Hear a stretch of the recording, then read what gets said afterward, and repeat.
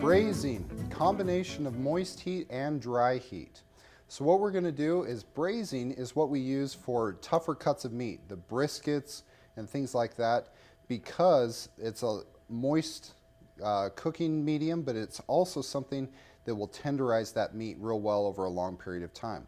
So what we're going to do first is we're going to take our meat, and we have a very, very hot pan here. You can see it starting to smoke a little bit. And we're going to introduce that meat into the pan. Now you can hear that sizzle and that sear. That's exactly what you want to hear when you introduce that meat to the pan, because we want to caramelize the outside of it. We wanted to get it nice and crunchy, crispy, not even golden brown, but like a dark brown.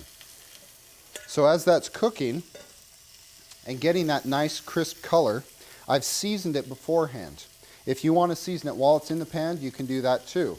A little bit of salt, once again, the flavor enhancers, and then a little bit of pepper. Now when using pepper, I like fresh cracked pepper because it's very aromatic. And once again, 80% of your taste is smell. So a fresh crack right over the top. Pepper goes very well with beef dishes.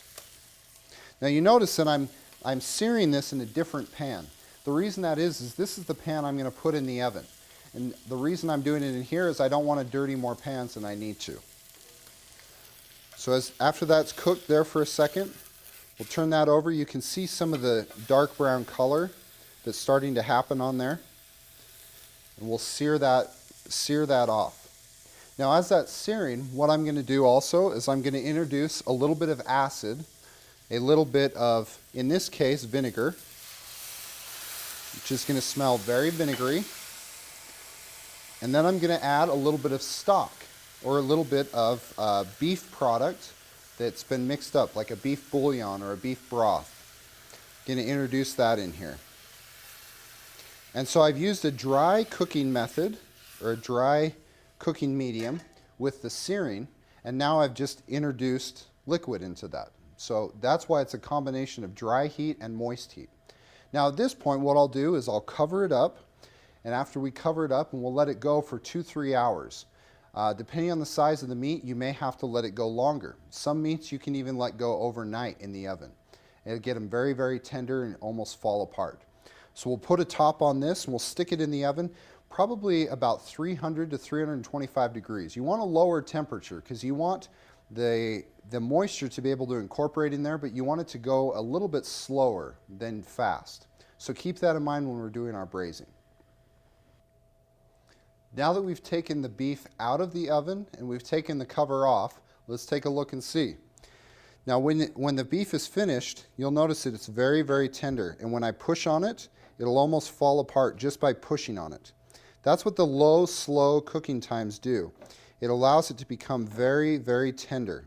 Now normally this is a very tough cut of meat. Because it's very tough, we need to break down all the connective tissues that are on the inside of it. And we do that through low, slow cooking. So at this point, we can break it apart like that.